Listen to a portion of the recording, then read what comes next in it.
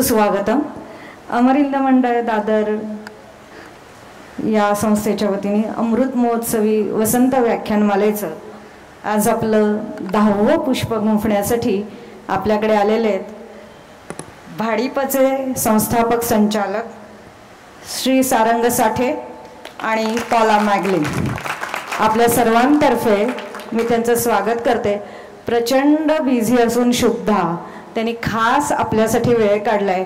तरुणांचे काय सगळ्यांचेच ते फॅन आहेत आणि आता त्यांचा परिचय करून देण्यासाठी मी आमचे उपाध्यक्ष श्रीयुत राजीव जोशी सर यांना विनंती करते. नमस्कार. आजचं जे व्याख्यान आहे ते देण्यासाठी सारंग साठे आणि paulamcglynn आपल्याकडे आलेले आहेत. अमरिंद मंडळ हे नेहमीच काय म्हणतात भविष्यवेधी असे कार्यक्रम करत आलेले आहेत. भाडीपासारखा एक website web related internet related पोर्टलवरती गाजलेला एक कार्यक्रम आणि असे अनेक कार्यक्रम केलेलं आजवर आपण रंगभूमी सिनेमा आणि मालिका इतक्या विश्वामध्येच मर्यादित होतो. पण प्रथमच आपण एका नेटवरती जे गाजलेलं पोर्टल आहे गाजलेले कार्यक्रम आहेत त्याची आपण दखल घेतोय आणि ज्यांनी हे गाजवलेलं आहे ज्यांचे 10 लाखाहून अधिक फॉलोअर्स आहेत अशी हे मंडळी आपल्याकडे आलेली आहेत आणि त्यांचा फर्स्ट हँड एक्सपिरियन्स आपल्याला सांगणार आहेत. आणि एक सांगण्यासारखी गोष्ट म्हणजे 2016 पासून त्यांनी हे काम सुरू केलेलं आहे. त्यांचा मी आता थोडक्यात परिचय देण्यासाठी उभा आहे. सारंग साठे हे को फाउंडर आहेत भाडीपा भारतीय डिजिटल पार्टी आणि हा मराठीतला लोकप्रिय ब्रँड आहे. त्यांचे कास्टिंग काउच, आई आणि मी, आपल्या बापाची, नंतर वेब सिरीजमध्ये त्यांनी शांतीत क्रांती आणि पांडू हे त्यांनी गाजलेले त्यांचे हे आहेत फिल्म्स आहेत. माझी त्यांची जास्त जवळीक अशी आहे की ते आसक्त कलामंच या पुण्यातल्या प्रायोगिक संस्थेमध्ये 16 वर्ष होते. आपल्याकडे जसं आविष्कार होत्या किंवा अशा अनेक संस्था होत्या, थिएटर अकॅडमी होती, तशी ही जी पुढची जनरेशन आहे त्यांनी वेगवेगळे प्रयोग केले. त्यांच्या नाटकांची नावं जरी कळली तरी लक्षात येईल गार्बो, तू आणि छोट्याशा सुट्टीत. नंतर त्यांनी इंग्लिश थिएटर केलेलं आहे. MTVवरती ब्रिंग ऑन द नाईट सारखे शो केलेले आहेत आणि गुलबदन टॉकीज याचे ते को फाउंडर आहेत. paulamcglynn यांचा मी आधी परिचय करून देतो आणि मग स्वागत करतो. त्या गुलबदन टॉकीजच्या CEO आणि को फाउंडर आहेत. कॅनेडियन असूनही त्यांचं मराठीमध्ये आणि मराठी कॉन्टेंटमध्ये त्यांचं इतकं प्रावीण्य आहे की त्यांना आपण बघितल्यावर फक्त कॅनेडियन वाटतील. त्या बोलायला लागल्या किंवा त्यांचे जे विचार करणं आहे ना ते अस्सल मराठी आहे. मराठीमध्ये कॉन्टेंट करतात आणि त्यांची लोकप्रियता त्यांनी बनवलेल्या प्रॉडक्टमधूनच लोकप्रियता सिद्ध होते. त्यामुळे त्यांना म्हणायला आपण कॅनेडियन म्हणूया पण त्या आपल्या महाराष्ट्राच्याच आहेत, मराठीच्याच आहेत. या स्वतः लेखिका आहेत, दिग्दर्शिका आहेत. नंतर त्यांनी अनेक भाडीपाच्या माध्यमातूनच अनेक प्रयोग केलेले आहेत. शांतीत क्रांती हा सोनी लाईव्हवर चाललेला प्रोग्राम त्यांचाच आहे. मराठी स्टँडअप कॉमेडी त्यांनी 2016 पासून निर्माण केली आणि ती पॉप्युलर इतकी केली की आजचा मराठी जो युवक आहे जो इंटरनेटवरती आणि मोबाईलवरती जो जास्त वेळ असतो, जो मराठी थिएटरपासून पण लांब गेलेला आहे तर तो केवळ मोबाईलवरती जास्त प्रमाणात असतो. ते भाडीपासारख्या प्रोग्राममुळेच आणि त्याचा आम्हाला एक अभिमान वाटतो. वन्स अ इयर पांडू हे पण त्यांनी सिनेमे केलेले आहेत आणि सर्वात तरुण मंडळी भाडीपामध्ये आहेत आणि वेगवेगळ्या प्रकारचे कॉन्टेंट देत आहेत. आणि मला एक समाधान वाटते इतर भाषेच्या तुलनेमध्ये हिंदी असून दे, इंग्लिश असून दे किंवा इतर रिजनल भाषेच्या तुलनेत मराठीतला कॉन्टेंट प्रभावी करण्याचं काम ही जोडगोळी करत आहे. त्यामुळे आज ती आपल्याकडे उपस्थित आले त्यांचं खरोखरच कौतुक. मला सांगायला अभिमान वाटतो की आपल्याकडे म्हणजे मराठी कॉन्टेंटमध्ये एकजीव झालेली जोडगोळी आलेली आहे आणि ज्या प्रकारे त्यांनी हा भाडीपा पॉप्युलर केला त्यामागची भावना काय आणि त्यांचं म्हणणं आहे की आता आपल्याला मराठी एक ग्लोबल करायचं आहे. ते कशा प्रकारे करायचं आहे ते आता त्यांच्याकडूनच ऐकूया. मला स्वतःलाही खूप उत्सुकता आहे कारण सारंग साठे हे नाव आसक्त कलामंचमधनं मी अनेक वेळा पाहिलेलं आहे, बघितलेलं आहे आणि त्या व्यक्तींनी नव्या माध्यमामध्ये पण जेवढी हुकमत गाजवली आहे ती फार महत्त्वाची आहे, कारण ह्याच्यापुढे ते माध्यम अधिक टिकणार आहे. आणि अमरिंद मंडळामध्ये असे आपल्याला व्याख्याते लाभलेले आहेत, एक नव्या विषयाचं, आजच्या विषयाचं आणि उद्याच्या तरुणाईला जे खुणवते अशा माध्यमाबद्दल आपल्याला अधिक ऐकायला मिळेल असं मला वाटते. आता मी जास्त बोलत नाही, सारंग साठे टेक ओव्हर.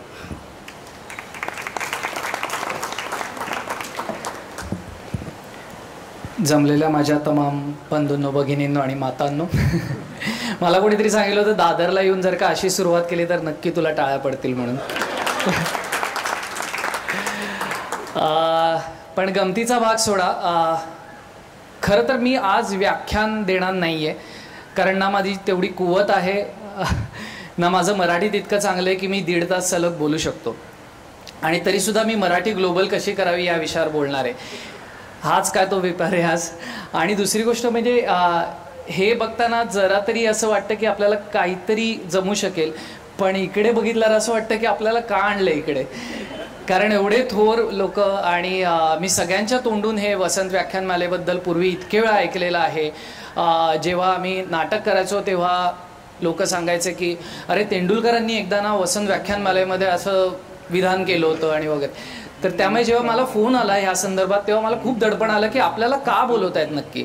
कारण ना आपण हुशार आहोत, ना आपण असं काही काम केलं आहे की जे ह्या लोकांच्या तोडीचं आहे, ना आपलं मराठी भाषेवर प्रभुत्व आहे ह्या लोकांसारखं. तर मग नक्की आपलं काम काय. तर एकच कारण दिसून आलं आणि ते म्हणजे मी, पॉला, अनुषा जी आमची तिसरी पार्टनर आहे, आम्ही अशा एका पिढीला मराठीकडे परत वळवायचा प्रयत्न केला जी त्याच्यापासून दूर चालली होती.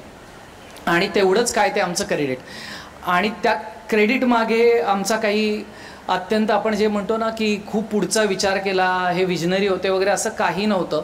आम्हाला काही गोष्टी सांगायच्या होत्या, त्या गोष्टी सांगायला आम्हाला कोणी पाठिंबा द्यायला तयार नव्हतं. आणि लोक कायम म्हणतात की मराठी माणसाला धंदा करता येत नाही, तर म्हणून मग मी एक कनेडियन आणि एक तमिळ मुलगी बरोबर घेतली आणि म्हटलं त्यांना तरी धंदा जमतोय का बघूयात आपण. आणि त्यांच्या मदतीने हे जे काही छोटंसं आम्ही उभं केलं ते उभं केलं. पण याच्यामागे एक गोष्ट आहे की मराठीतच का, मराठी का. पॉलाची कारणं वेगळी आहेत, अनुषाची कारणं वेगळी आहेत, माझी कारणं वेगळी आहेत. मी मगाशी म्हटलं तसं माझं मराठीवर प्रभुत्व नाही.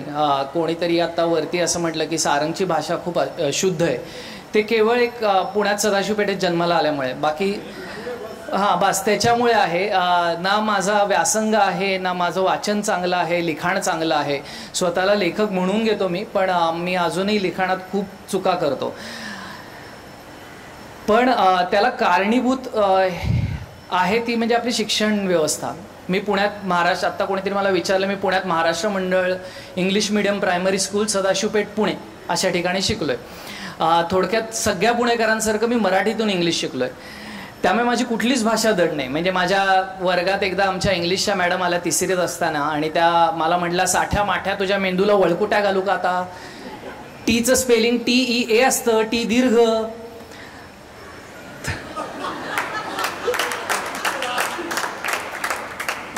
तर मला कळेच ना टी दीर्घ.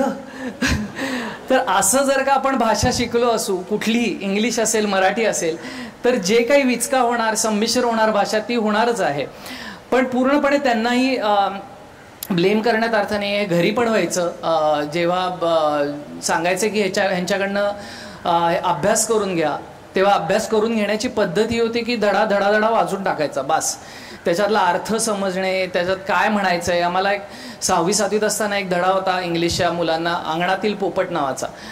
आता तो आज जाऊन आम्हाला कळते की त्याच्याबद्दल लहान मुलांच्या एन्झायटीबद्दल, डिप्रेशनबद्दल बोललं गेलं आहे. पण त्यावेळेस त्याच्याकडे किती पोपट होते, एक लोकरीचा पोपट, एक हा पोपट, एवढीच उत्तरं पाठ करून घ्यायचे.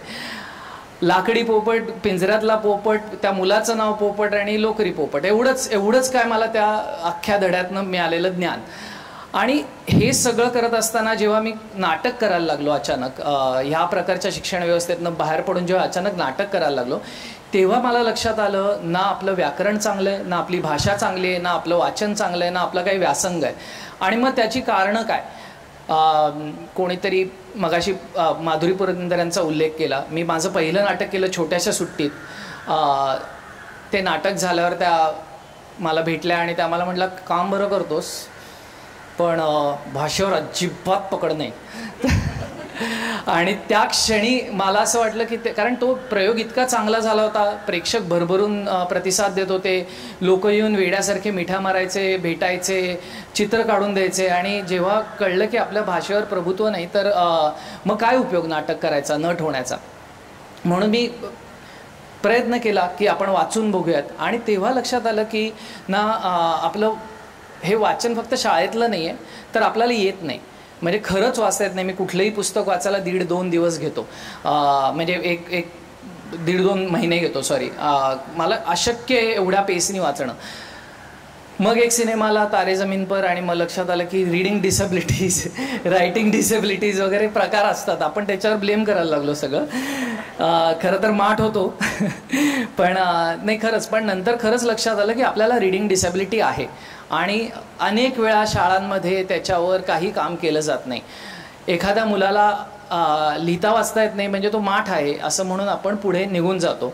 आणि जे पहिली मुलं लिहिली असतात त्यांना संस्कृतचा वर्ग द्यायचा, जे टॉपर्स असतात त्यांना आपले आवडीचे विषय निवडून द्यायचे आणि जे माठ आहेत त्यांना तिथेच ठेवायचं. तर मी त्या लोकांमधला होतो, 70च्या खालच्या मुलांचा. त्यांना काहीच प्रोत्साहन दिलं जात नाही. पण मग तुमच्या आयुष्यात काही शिक्षक येतात ज्यांच्यामुळे सगळं बदलून जातं तुमचं आयुष्य. आणि तसं माझ्या आयुष्यात गणिताच्या एक शिक्षिका आल्या, जीवन मॅडम म्हणून, पुन्हा तमिळच, पुन्हा मराठी बाई होती एक. आणि त्यांनी मला अचानक लक्षात आणून दिलं की माझं गणित चांगलं आहे, तर तू बाकीच्या भाषांवर एवढंच काम कर की तू पास होशील आणि गणितात जे काय मार्क पाडायचे ते पाड. आणि त्याच्यानंतर माझ्या आयुष्यात एक कॉन्फिडन्स आला. मी 70च्या वर टक्के पाडायला लागलो आणि मग कॉलेजला गेलो आणि नाटक, सिनेमा या सगळ्याकडे. हे सगळं सांगण्याचा मुद्दा असा की भाडिपाच्या कामामागे किंवा भाडिपा जे आत्ता करतंय त्याच्यामागे हेतू एवढाच आहे की आम्ही स्वतःला सगळ्यांना ऑड लोक म्हणतो की आम्ही प्रवाहातले नाही, आम्ही नवीन वाटा शोधू पाहणारे पाथ फाइंडर्स आहोत. आणि आम्हाला प्रवाहाच्या बाहेरच राहून काम करायचं आहे, आम्हाला प्रवाहामध्ये काम करायचं नाही आहे. कारण काय, जो प्रवाह आहे त्याच्यामध्ये एकतर जर का तुम्ही प्रवाहाच्या दिशेने गेला तर पोहणं फारच सोपं आहे, मग काही मजाच नाही. आणि प्रवाहाविरुद्ध तुम्ही पोहत राहिलात तर तुम्ही कुठेच पोहोचणार नाही आहात, तुम्ही स्वतःलाच थकवणार आहात. त्याचा आपण आपला एक मार्ग तयार करू शकतो का ह्या हेतूने. आणि माझ्यासारखी अनेक मुलं मी बघितली होती, तर नाटकात, सिनेमात, कॉलेजमध्ये, शाळेमध्ये. तर मग त्यांना घेऊन काय करता येईल, त्यांना कुठे वाचा फोडता येईल, अशा ह्यानी भाडिपाची सुरुवात झाली. पण ते करत असताना अचानक हे जसं आत्ता मला ओळख करून देताना की मराठी भाषेला एक नवीन पालवी फुटली वगैरे असे शब्द आमच्याबद्दल वापरायला लागले लोक, ज्याची आधी 1 वर्ष भीती बसली, दुसऱ्या वर्षी वाटलं ही आपली जबाबदारी आहे, आणि तिसऱ्या वर्षी वाटलं की नाही, ह्याच्यातलं आपल्याला काहीही करायचं नाही आहे, आपल्याला आपण जे करतोय ते करायचं आहे, लोकांना मराठी भाषेचा लळा लावायचा आहे. तरुण मराठी भाषेपासून दूर का जातोय, तरुण मराठी भाषेपासून का पळतोय, त्यांना मराठी भाषेबद्दल प्रेम का नाही आहे, तर ह्याला आपण किती गोष्टींना ब्लेम करणार आहोत. शिक्षण व्यवस्था नाही, सगळे इंग्लिश मिडियममध्येच जातात म्हणून. माझे सगळ्यात जवळचे मित्र इंग्लिश मिडियममधले जे आहेत ते म्हणजे आलोक राजवाडे, धर्मकीर्ती सुमंत, राधिका आपटे, आणि मराठीमध्ये त्यांनी प्रचंड काम केलेलं आहे आणि त्यांचं मराठीवर प्रभुत्व माझ्याहून जास्त आहे, मी सेमी इंग्लिशचा असून सुद्धा. आणि मग का असं झालं असेल की त्यांचं जास्त आहे, तर ना इंग्लिश मीडियमचा ना आपल्या घरच्यांचा कशाचाच संबंध असतो. संबंध फक्त एकाच गोष्टी असं की तुम्हाला त्या भाषेतनं काय मिळतं आहे. आणि आलोक असेल, धर्मकीर्ती, राधिका, त्यांना व्यक्त व्हायचं साधन मिळालं त्यातून. तर जर ते व्यक्त व्हायचं साधन तुम्हाला प्रेमात पाडणारं असेल, लळा लावणारं असेल, तर तुम्ही 100% त्या भाषेला चिकटून राहाल. आत्ता इथे फार कमी, माझ्या मताने सगळे आपण लोकसंख्या इथली बघितलं तर मिलेनियल्स आहेत, जेनझीचे आहेत कोणी, ज्यांना तर तुम्ही सगळे बूमर आहात त्यामुळे तुम्हाला हे शब्द माहिती नाहीत. ही इंटरनेटवरची भाषा आहे. एक मी बॉर्डरलाईन मिलेनियल आहे. मी खरं तर तुमच्याच जनरेशनचा पडतो इंटरनेटच्या भाषेत, पण मी 81च्या पुढचे हे मिलेनियल मानले जातात आणि मी 82चा आहे, तर काठावर पास झालो नेहमीप्रमाणे. तर आणि जे आत्ताच्या पिढीचे 2000 नंतरचे ते जेनझी आहेत. तर जेनझी आले इकडे कोणी 2000 नंतर जन्माला आलेले कोणी मुलं आले आहेत, 1-2-4 लोक आहेत. तर ती सगळी जी जेनझी आहे आत्ताची, ते बरेच लोक के पॉप ऐकतात. तुम्ही नाही ऐकत, पण कोणी आहे इथे जे के पॉप ऐकलंय किंवा के ड्रामा बघितलंय? नाही आहे, नशिबाने. ओके, नशिबाने नाही, मला त्याच्याबद्दल भयंकर आदर आहे म्हणून मी सांगतोय. के पॉप किंवा के ड्रामा काय तुम्हाला सांगतो. कोरियन, साऊथ कोरियामध्ये एक पॉप संस्कृती तयार झाली काही वर्षांपूर्वी आणि ड्रामा संस्कृती म्हणजे टेलिव्हिजन त्यांचं स्वतःचं तयार झालं, ज्यांनी गेल्या 5 ते 6 वर्षामध्ये, खरं तर गेल्या 10-12 वर्षांमध्ये अख्ख्या जगाला व्यापून टाकलं आहे. माझी पुतणी, माझे बरेचसे आमचा प्रेक्षक वर्ग हे के पॉप बघतात. हे इंग्लिश गाणी ऐकत नाही. आपली पिढी जर आपण म्हणायचो की आमची पिढी जी आहे ती मायकल जॅक्सन वगैरे ऐकण्यात वाया गेली, तर ती काही वाया बिया नाही गेली, त्याच्यातनं शिकायलाच मिळतं प्रत्येक गोष्टीतनं. पण तशी आत्ताची पिढी कोरियन संस्कृती ची उपभोक्ती आहे. तसंच अनेक माझे मित्र आहेत जे ॲनिमी बघतात, जी जॅपनीज ॲनिमेशन आर्ट फॉर्म आहे. मग हे का होतं आहे की ह्या लोकांची लोकसंख्या बघितली तर कोरियन लोकांची लोकसंख्या ही, साऊथ कोरियन बोलणाऱ्यांची लोकसंख्या ही 75 मिलियन म्हणजे 7.5 कोटी आहे. आणि मराठी बोलणारे जगभरात 9 कोटी आहेत, 90 मिलियन. 9 कोटी म्हणजे त्यांच्याहून जवळपास 1.5 कोटी जास्त लोकसंख्या असताना असं का आहे की कोरियन भाषा जगभरात प्रसिद्ध आहे, कोरियन फूड जगभरात प्रसिद्ध आहे, पण मराठी भाषा ही महाराष्ट्रापुरतीच सीमित आहे. आणि परदेशात सुद्धा मराठी मंडळांमध्ये म्हणजे मी माझं लोक मला म्हणतात बरेच वेळा की अरे तू एवढे इंटरनॅशनल दौरे करत असतो स्टँडअप कॉमेडीचे, तर तू बरंच तू अचीव्ह केलं. म्हटलं काही नाही, मला मराठी मंडळात बोलवतात, तिथेही जाऊन वडापावच खातो. तिथे जाऊन काही असं मी कुठेतरी ओपरा हाऊसला शो केला वगैरे असं नसतं. तर असं का होतंय की आपली एवढी संकुचित राहते, आपली जी भाषा आहे ती आपल्या लोकांपर्यंतच सीमित का राहते.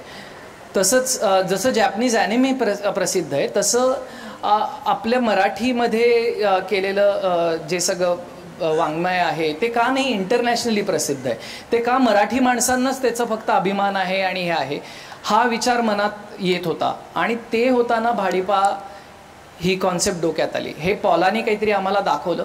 पॉला आम्हाला म्हटली की त्यांच्या देशाची, ती कॅनडातनं येते आणि त्यांच्या देशाची लोकसंख्या ही 3.5 कोटी आहे अख्ख्या देशाची. तो देश भारताच्या तिप्पट आहे साईजने आणि तिथे फक्त 3.5 कोटी लोक राहतात. आणि कॅनडा ही यूट्यूबसाठी सगळ्यात मोठं मार्केट आहे. यूट्यूबर्सपैकी जे सगळ्यात मोठे यूट्यूबर्स आहेत, म्हणजे ज्यांचं आपण तुलनाही नाही करत आमच्या म्हणजे आपल्या सगळ्या चॅनलचे, आमचं जर का 1 मिलियन फॉलोअर आहेत त्यांचे 40 मिलियन आहेत. तर एवढा फरक आहे. आणि ही फक्त 3.5 कोटी लोकांनी एवढी पॉप्युलॅरिटी मिळवून दिली आहे.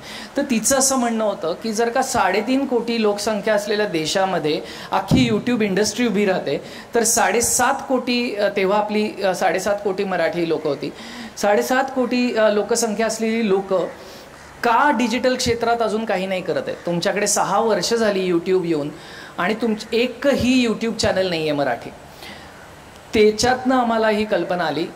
साधं गणित आहे. तरुण मुलं मराठीपासून दूर जात आहेत, तरुण मुलं के पॉप बघतायत, जॅपनीज बघतायत, पण मराठी काही बघत नाही आहेत. का तर त्यांचं माध्यम बदललं आहे. त्यांचं माध्यम, आपलं जे माध्यम होतं ते नाही आहे. ते आता पुस्तकं वाचत नाहीत, ते नाटक बघत नाहीत, ते सिनेमाही बघत नाहीत. पूर्वी जसं आई माझी म्हणायची की 10वी आली की केबल कापून टाकणार, तसं असं कोणाच्याही घरचं म्हणत नाहीत. सगळे म्हणतात फोन जप्त करणार, कारण टी व्ही पण बघत नाहीत. माझ्या घरी गेली 9 वर्ष टी व्ही नाही आहे. पॉला आणि मी, आमच्या घरात टी व्हीच नाही आहे, त्यामुळे प्रश्नच येत नाही टी व्ही बघायचा. मग कुठे गेले, म्हणजे ही लोकसंख्या गेली आहे कुठे, तर ती गेमिंग आणि डिजिटल ह्या माध्यमांकडे वळली आहे. आणि जर का त्यांना मराठी भाषेचा लळा लावायचा असेल आणि मराठी साहित्य टिकवून ठेवायचं असेल तर ह्या माध्यमाचा वापर केलाच पाहिजे. तो कसा करता येईल ह्या साध्या विचारातून भाडिपाची सुरुवात झाली. आता विचार साधा आहे, पण आपल्याकडे साध्या विचारांना किंमत नसते. जर का मी असं म्हटलं असतं ना की नाही मला आता मराठी भाषेचं रूपच बदलून टाकायचं आहे, तर म्हणजे खूप गाजेवाजे सत्कार जे हवे ते पैसे ते सगळं मिळालं असतं. पण आम्ही साधा विचार करत होतो काही नाही, एक आठवड्याला एक व्हिडिओ बनवणार आहोत जे मराठी भाषेत असेल आणि यूट्यूबवर जाईल. तर ह्याच्यावर कोणी आम्हाला साथ देईल अशी काही शक्यता आम्हाला दिसली नाही. आणि म्हणून आम्ही जवळपास 1 वर्ष पॉलाने एक बिझनेस प्लॅन बनवला. ना ती कधी बिझनेस शिकली आहे ना मी कधी बिझनेस शिकलो आहे. मी तर फिल्म मेकिंग पण नाही शिकलेलो. आपल्याकडे तर माहिती आहे की एकांकिका स्पर्धात जायचं, मग तिथे कोणीतरी एक टी व्हीवाला येतो, तो बोलवतो, म्हणतो की तुला रोल देतो, मग तो मागे प्रेक्षकांमध्ये कुठेतरी उभं करतो कॉर्नरमध्ये आणि 2-3 दिवसांनी आपण 200 रुपये घेऊन परत होतो. तर त्याच मार्गाने मी सुरू केले. गजेंद्र आहेर यांनी मला माझ्याच कॉलेजमध्ये एका सीनमध्ये उभं केलं होतं आणि तिथून माझी ह्या माध्यमाला म्हणजे ओळख झाली.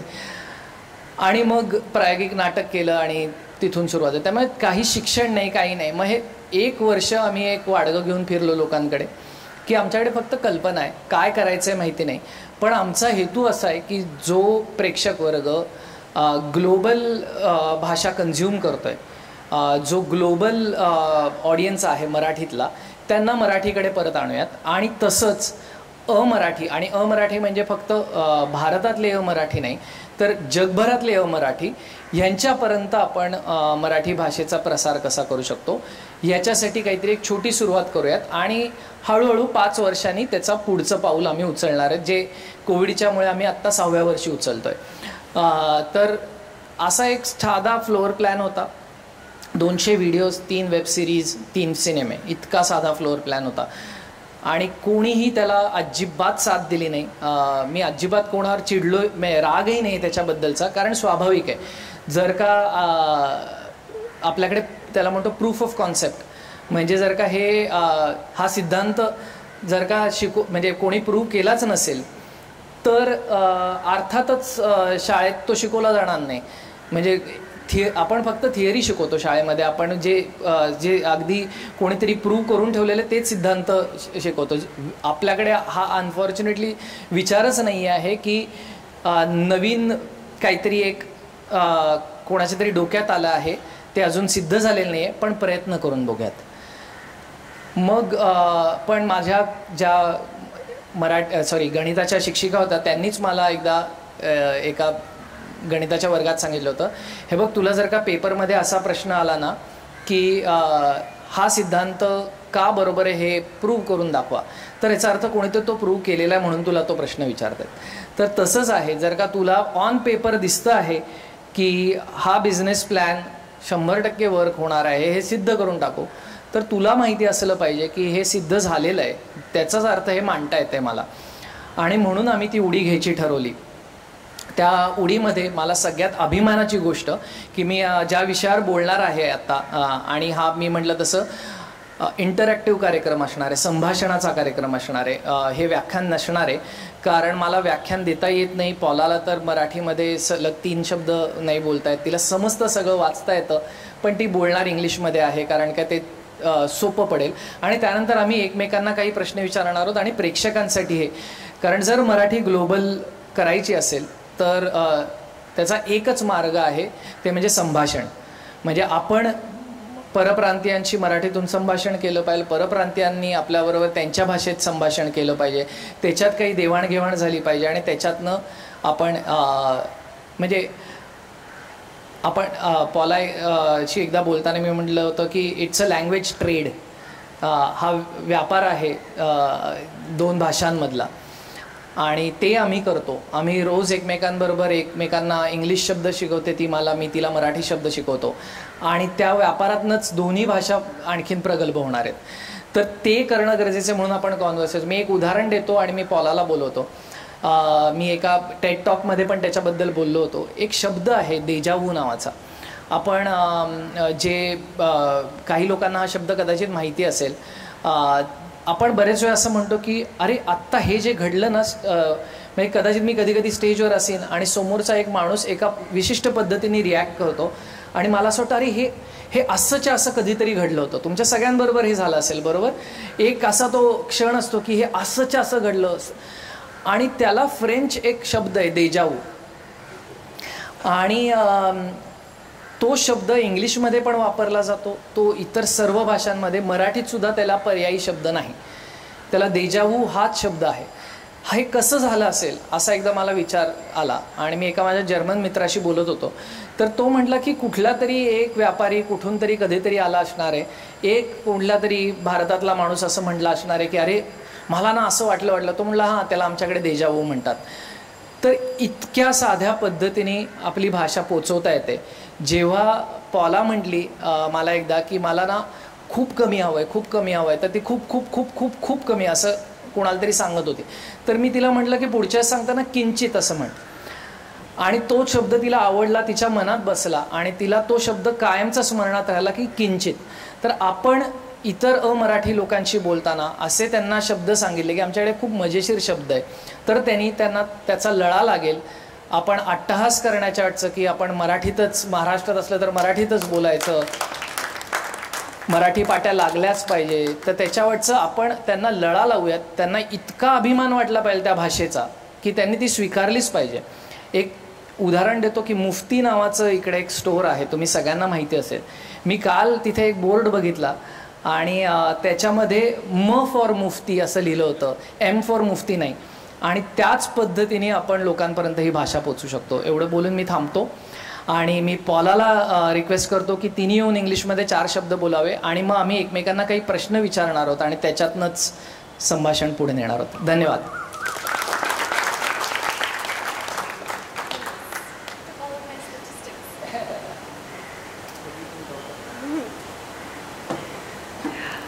मी कशी आली आहे, or is it कसा आली आहे मी, कशी आली आहे मी. This is exactly why I'm going to speak in English. कारण मला मराठी कळलं पण बोल खूप अवघड आहे. कारण the grammar, vocabulary is so specific that I'm still learning the correct way to speak Marathi. So please bear with me. Like Sarang said, I can say a few kahitari 3-4 शब्द मराठी. किंचित, थोडक्यात, आतपाव, हृदयस्पर्शी.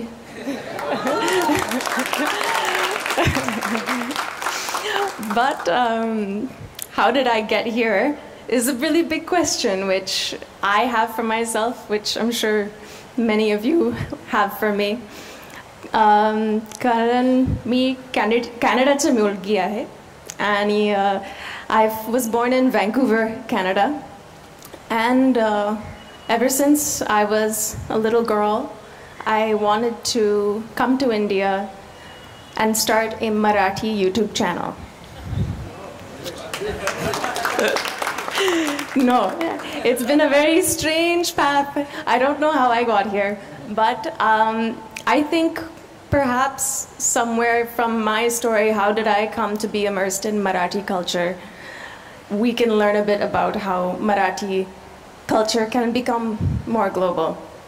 So when I first got the call to come to India, it was not the typical foreigner, gets a desire to go study yoga and find a guru in India and all of that. That was not my path.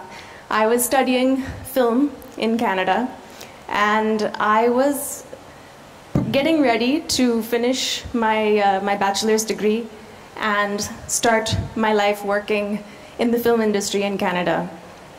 And at the last moment, right as I was finishing my film, my 4th year film, I got an email saying that there is a expenses paid internship trip to India for Canadian film students. And I thought, hey, this is my last chance for a free trip. I'm going to become an adult. I have to pay my way. So let me take advantage of it. I applied and I was supposed to come to India for, I think, 6 weeks to do an internship with a Indian VFX company. And the fact that I replied to that email and said, yes, let's do this, completely changed my life. The VFX company canceled the internship at the last minute, but because it was funded by the Canadian government, they said, okay, go anyway, write a paper about how India and Canada can do more business together, and then go about your life, continue after that. So I first landed here in Chennai at IIT Madras, and there was a cinema appreciation workshop happening. And while I was there, I had a chance to meet many Indians from across the country. And first thing I learned was that India is not Punjab. I had no exposure. Mala kahi kala nahi. Karan in Vancouver, there's such a huge Punjabi population. I thought Indian food was butter chicken, naan, and vindaloo maybe. And first thing I was introduced to dosa and idli, and it was a very new experience. So immediately I learned in the first step that India is many regions, and that was a big eye-opener for me as an outsider. And it goes to show how after, it's been about 10 years now since I first came to Chennai, and now it seems so obvious, but for an outsider, being raised in a different country with no exposure to Indian culture, forget about Marathi culture, you generally see people from other countries as a generalized example of whatever the media has shown to you, whatever you see in front of your face. And it was not obvious that India is such a multicultural country. But I, of course, fell in love with India, and especially with Mumbai, and eventually Sarang. And that was what brought me back 3 more times to India to come and see how can I work here, how can I write a story, can I make a film, can I do something, and that kept me coming back. And on the 3rd trip, I met Sarang and Anusha, and Sarang told me about a dream he had where he was imagining a story that was set in the period of Chhatrapati Shivaji Maharaj, but it was a fiction. And I said, who is this guy? Who is this? I had no idea about the history of Maharashtra or India apart from independence. And Sarang went ahead and told me what was the history, and I thought, this is amazing. People need to know about this. He started guerrilla warfare before people knew what guerrilla warfare was. And that got me so interested that we started writing the film together, and we were doing research. And that's what really brought me into Marathi culture for the first time. And when I first started learning the Marathi language was when I was invited, or rather asked to audition for a Marathi film called Pindadan. And that was my first acting job in Marathi, and I had to speak Klishta Marathi. So that was when I first decided, okay, I will learn this. So it was around that time, same time that I was cast in Pindadan, that Sarang and Anusha and I were at a conference for the film industry. And we were trying to pitch this Marathi film, which we had written. We wanted to find producers. And at the conference, there was one panel about Marathi cinema. I think it was Lay Bhari had released, and Nanta Samrat had released. And there was a lot of talk about, oh, the future of Marathi cinema, it's gonna go crazy, it's gonna go big time, and this is a turning point. And on the other side, there was a conversation about digital, the explosion of digital. There was TVF, had a show called Permanent Roommates, which was their first web series. AIB, they were getting very famous for their sketch comedy on YouTube. And I turned to Sarang, I said, are there any Marathi YouTube channels? He said, I don't think so. And we opened up YouTube and we started trying to search for Marathi YouTube channels, and there was nothing. We went on Google, there was nothing. We had found a couple of one-off videos, some Maushi cooking jalgaon sabarit, Basic home recipe videos were there, but no channel as such. And this was where we thought, this is where we have an opportunity. Because I know YouTube. I grew up eating breakfast in the morning watching YouTube. Sarang knows Marathi. Anusha knows filmmaking very well. So why don't we find a way to make a platform for ourselves? And it's very selfish. We did not do it only for the love of Marathi language and history, but it was one of the only ways we could put our voice out. We were all newcomers to the industry. We had no family backing us. There was no nepotism for any of us. And it was very difficult to get a chance to have somebody listen to your story. We were struggling. So YouTube became a place where we can say, number one, Marathi youth have an interest in new content, new ideas, new kinds of comedy, new kinds of storytelling. And we can experiment in the digital space because we can make things cheap. We don't have to risk crores of rupees, or even lakhs. We can make a video in a few thousand rupees. And it was a place for us to prove a point that, we could see people around us, Maharashtrians, were watching Game of Thrones. They were waking up Monday morning, 7 o'clock, so they can watch the new episode of Game of Thrones coming out. But Game of Thrones is a fantasy, and Maharashtrian history has very real, amazing drama, which could reach a global audience if it was made with the same kind of budgets. And we knew that there would be some kind of a demand because culture changes, generations change, and you have to always give a voice to the young generation so they can take the culture ahead. And I think I've been talking a lot, but there's a few things I wanted to say that we noticed in our journey of trying to start a Marathi YouTube channel, which I think says a lot about what we can still do, what more work is there to be done. Number one is, when we first started this Marathi YouTube channel, Bhadipa, we started with the name Bharatiya Digital Party, not Marathi Digital Party, because we wanted this channel to reach a national audience. We didn't want it to only be about being Marathi, because eventually Marathi is a language, and within that language you can tell so many stories. And if you directly say it's for Marathi, then you're limiting your audience. If you keep it open, you're allowing many people to come in and see what can be done in this language.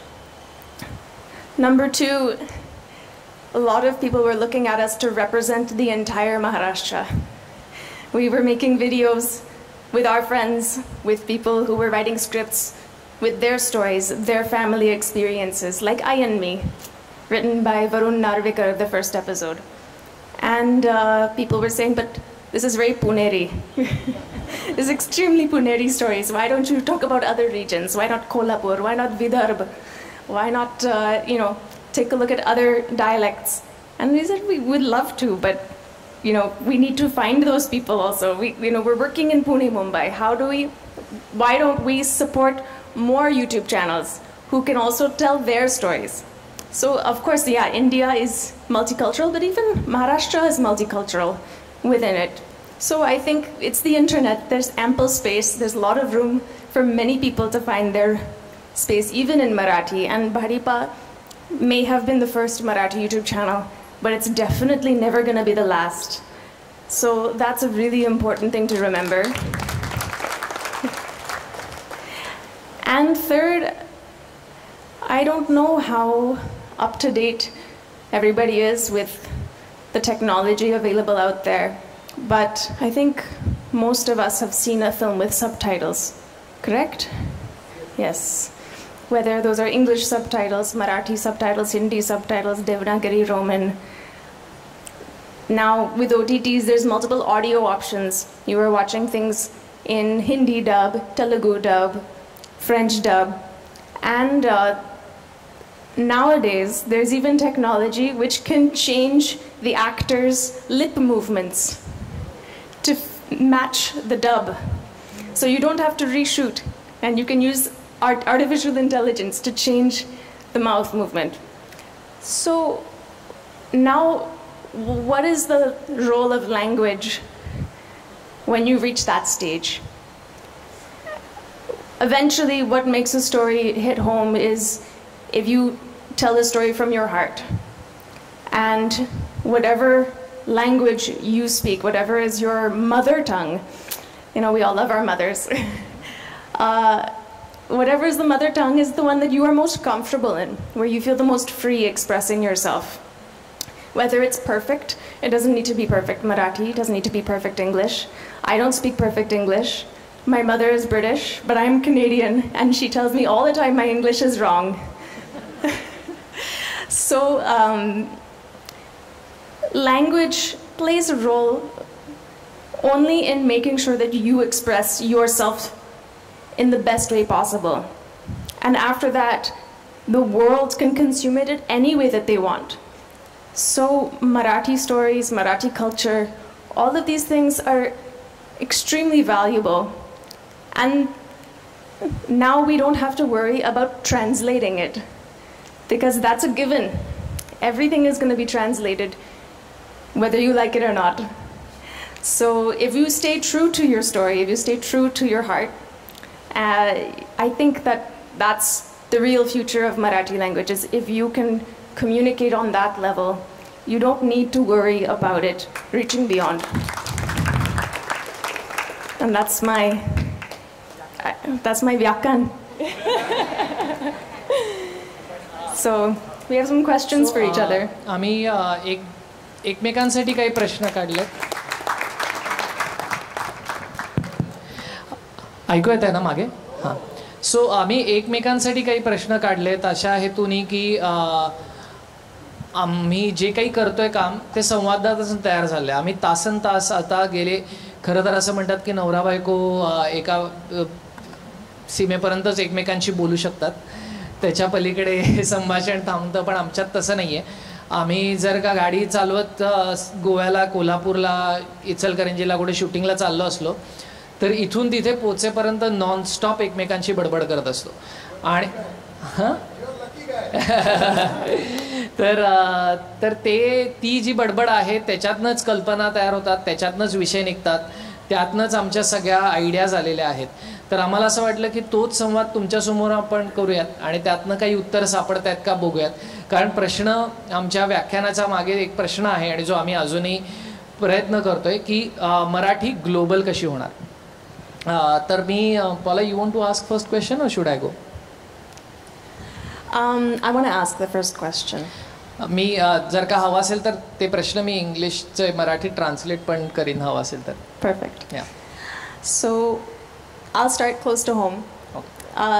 Bhadipa has been going on for 6 years, and we have had over 50 people come and go through this process. We have 30 employees. You have, and you, Varun Narvikar, many people who are our contemporaries. Is everything okay? Yeah. Okay. Many people who are our contemporaries are now getting a chance. They're getting a chance in the industry and they're starting to tell their stories. But you all have come from the school of Sumitra Bhave and Sunil Suktankar.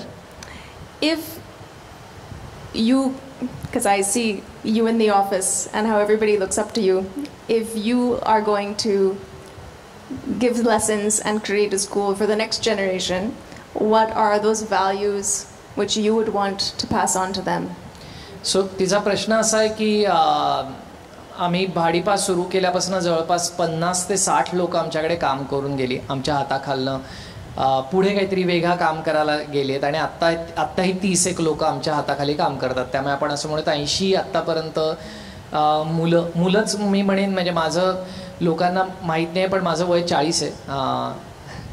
तर मी गमतीने कधी कधी म्हणतो की असा maintained आहे, त्यासाठी मी काही diet वगैरे केलं नाही. मी BCom केलं आणि त्यानंतर प्रायोगिक नाटक केलं. आपोआप उपाशी मारायची वेळ आली. तर त्या मुलांना तू काय एक म्हणजे काय व्हॅल्यूज देशील, काय शिकवण देशील जी पुढे, कारण मी स्वतः गुरु शिष्य परंपरेत मानतो की नाही मला माहीत नाही, कारण काय माझे जे सगळे लाडके आहेत ते गुरु शिष्य परंपरेत मानत नाही. ज्यांना मी खरं गुरु मानलं पाहिजे त्यांना ह्याचा कायम तिटकारा होता. म्हणजे आत्ता मी वरती गप्पा मारताना सांगतो की माझ्या आयुष्यातले 3-4 जे महत्त्वाची लोक आहेत त्याच्यापैकी माझे एक वडील, त्याच्यानंतर विजय तेंडुलकर, सुमित्रा भावे, सुनील सुक्तनकर आणि मोहित टाकळकर ह्यांना मी गुरुस्थानी ठेवीन असं मी म्हणतो. आणि त्यातल्या सुमित्रा भाव्यांकडनं त्यांना आम्ही एक इन्स्टिट्यूशन म्हणतो, स्कूल म्हणतो, कारण वरुण नार्वेकर, उमेश कुलकर्णी, सचिन कुंडलकर, मोहित टाकळकर, मी अनेक दिग्दर्शक त्यांनी महाराष्ट्राला दिलेत. आणि तुम्ही दिग्दर्शन करणं एक काम आणि तुम्ही एक पिढी तयार करणं हे एक काम, आणि ती जबाबदारी हळूहळू आमच्यावर येईल असं वाटतंय, कारण का आम्ही एक ऑर्गनायझेशन चालवतोय. तर आम्ही काय व्हॅल्यूज देऊ. मला मावशींनी दिलेली एक व्हॅल्यू मगाशी मला आठवण करून दिली आणि ती अत्यंत महत्त्वाची आहे. One value that I would like to add, ते म्हणजे सुमित्रा मावशी जेव्हा त्यांच्यावर मी एका सिनेमात म्हणजे असिस्टंट म्हणून काम करत होतो, तर त्यांचं कसं असायचं की त्या पॉईंटला बऱ्यापैकी त्यांचं वय झालं होतं, 75 आली होती आणि गुडघे दुखायचे आणि असं काय काय. तर त्या एका सीटवर बसून असायचे, सुनील सुक्तनकर सेटवर असायचे आणि ते संवाद साधायचे. तिथून मॉनिटरवरनं मावशी सांगायच्या मला असं हवं आहे, त्या ॲक्टरला जाऊन हे सांग, ते कर. हे सगळं चालू असताना मॉनिटर म्हणजे ज्याच्यावर तुम्हाला कॅमेऱ्यातनं डायरेक्ट दिसतं की काय चाललंय ते, तर तो फीड, तर तो मॉनिटर जो असायचा तर तो पूर्वीच्या काळी टेक्नॉलॉजी त्याची खूप वाईट होती. हे अशा वायर्स असायच्या आणि त्या वायर्स बरेच वेळा त्याच्यामध्ये प्रॉब्लेम येण्याची शक्यता असते. तुम्हाला माईकची सवय असेल, तो एक आवाज येतो आणि येते, तर बरेच वेळा तो मॉनिटर बिघडायचा. एक दिवस आम्ही बसलो होतो आणि तो मॉनिटर चालू होता आणि तो अचानक गेला. मी मावशींच्या शेजारी बसलो होतो, कारण त्यांच्या इथे फरसाण बिरसाण ठेवलेलं असायचं, त्यामुळे मी तिथेच असायचो शक्यतो. तर ते बघत असताना मावशी म्हटलं अरे काय झालं रे बघ, असं ते मॉनिटर ऑपरेटरला म्हटल्या आणि तो म्हटला की त्याने काहीतरी वायर बिअर हलवल्या आणि तो म्हटला की थांबा जरा मी सरांना सांगतो. तर मावशी म्हटला नाही कोणाला सांगतो, तर ते म्हटले सरांना सांगतो. ते म्हटले पण मी विचारते तुला काय झालं नक्की. तर त्या म्हटल्या की मला सांग ना मला. तर ते म्हटलं नाही मी सांगतो सरांना. तर त्यांनी शूटिंग थांबवलं आणि म्हटलं की का तू असं म्हटलं सरांना सांगतो. तर त्याला काही कळलं नाही त्या मॉनिटरवाल्याला एक सेकंद. तर म्हटले की सुनील इकडे. मग सुनीलला बोलवलं. मग सुनील सरांना म्हणतायत की तू हे मॉनिटर रिपेअर करता येतो का. तर ते म्हटले नाही. ते म्हटले की तुला वायरिंगचं काही कळतं का. तर ते म्हटले नाही. तू इंजिनियर आहेस किंवा काही इलेक्ट्रॉनिक्समध्ये शिकला आहेस, काय केलं आहे. तर ते म्हटले मी BCom केलं आणि नंतर फिल्म स्कूल केलं. ते म्हटले मग तुझ्यात आणि माझ्यात काय अंतर आहे की तो असं म्हणतो मी त्यांना सांगतो आणि तुम्हाला नाही. तर त्या माणसालाही कळेना हे काय कुठे चाललं आहे ते. तर ते म्हटले नाही तू जरा विचार करून सांग. आणि तो राजस्थानचा मुलगा होता, तर तो खूप वेळ विचार करत होता आणि शूटिंग थांबलं आहे वगैरे त्याच्यावरही एक दडपण होतं. तो म्हटला नाही वो सर आहे ना, तरी त्याला मांडता येईना काय. तर मावशी म्हटलं नाही नीट विचार करून सांग तू काय म्हणतोयस. तर ते म्हटले की तो म्हटलं नहीं वो आदमी है ना. आणि त्या म्हटला हाँ तो मैं औरत हूँ, वो आदमी है, इसलिए तुम्हें लगता है कि मुझे नहीं समझेगा और उसको समझेगा. तर हा विचार आधी मनातनं काढून टाक. मला नाही समजणार हे खरं आहे. त्या म्हटलं मला नाही कळत ह्याच्यातलं, अगदी मला पटतंय तुझं, पण त्यालाही नाही कळत. त्या तर असा विचार करू नको की मी पुरुष आहे, म्हणजे हा पुरुष आहे तर ह्याला टेक्निकल कळेल, बाई आहे तर ह्याला कलेतलं कळेल, असं नसतं. पुरुष बायका ते त्यांच्या अपब्रिंगिंग प्रमाणे, त्यांच्या कल्चरप्रमाणे, ह्याच्याप्रमाणे ते त्यांचं होत असतं. माझ्या पिढीतल्या बायकांना कमी समज असेल, पुढच्या पिढीतल्या बायकांना आणखीन समज असेल, कारण आम्ही झगडतोय. तर त्यांचा फेमिनिझम जो होता, मावशींचा स्त्रीवाद जो होता, तो अजिबात मोर्चे काढण्याचा नव्हता. त्या तुम्हाला शांतपणे बसवून तुम्हाला त्याची जाणीव करून द्यायच्या. आणि ती जाणीव मी माझ्या पुढच्या पिढीतल्या मुलांना द्यायला मला आवडेल. कारण आमच्या कंपनीमध्ये 3 पार्टनर्सपैकी 2 स्त्रिया आहेत. आमच्याकडे उलटं पुरुषांना 33% आरक्षण आहे. तर आणि आरक्षणाशिवाय त्यांनी ह्या जागा मिळवल्या आहेत. आणि आजही मला कंपनीतल्या 100 गोष्टींपैकी हार्डली 30% गोष्टी समजतात. ते म्हणजे गोष्टी सांगणे, गोष्ट कशी सांगायची एवढंच मला जमतं. बाकी सगळं जे काही आहे त्या दोघींनी उभं केलेलं आहे. So that's one value system I would like to pass on, that respect people according to their skills and not according to their gender, caste, creed or age. Very good one. So मला तुझा मगाशी आपण तू आपल्या पहिल्या फिल्मबद्दल बोललीस, त्यामुळे मी त्याच्या अनुषंगाने एक प्रश्न विचारतो. तर आपण दोघांनी एकत्र जीवाचा शिवा हा सिनेमा लिहिला आहे आणि त्याच्यातनं तुला महाराष्ट्राचा आणि छत्रपती शिवाजी महाराजांचा इतिहास कळला थोडाफार. मलाही अजून पूर्ण माहीत नाही आहे, कोणालाच माहीत नाही आहे, कारण तो कायमच त्याच्यावर वाद असतात. पण तुला असं काय वाटतं की म्हणजे असं वाटतं का की मराठी भाषा आणि मराठी कल्चर मागे पडण्याचं एक सगळ्यात मोठं कारण हे मराठी इतिहास जसा हवा तसा न पोचणे, आणि दुसरी गोष्ट म्हणजे जर पोचवायचं असेल तर त्याचा मार्ग आणि त्यातल्या कुठल्या गोष्टी, म्हणजे what are the ways that we can make it reach. Secondly, what are the important things in Marathi history that you have learned from us or someone else that need to be out there so it has a global impact? So it's a difficult thing to say specifically what is it about Marathi culture which is cool, because there's a lot of really cool things. The food is amazing, music, dance, traditions, saris. There's so many cool things.